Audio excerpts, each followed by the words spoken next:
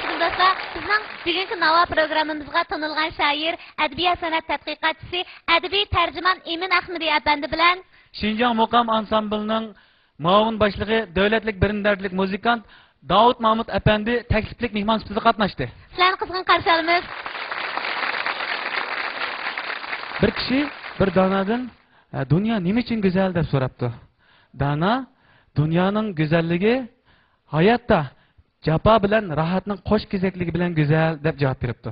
Haqiqatan to'g'ri javob bo'pti. Undaq bo'lsa, Mo'minjon, biz do'stimiz Rayhon ijrosidagi Dunyo degan naqshga quloq solsak qanday deysiz? Bo'ladi, qani marhamat.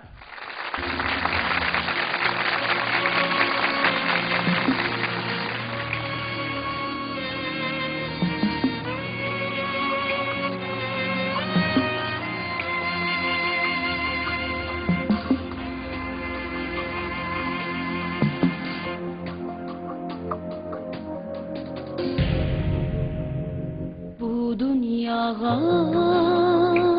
nemiş kılır Düştüm rüyama bilmerdiniz Bu dünyanı terikleştir Söyerken ben bilsiniz Bu dünyaga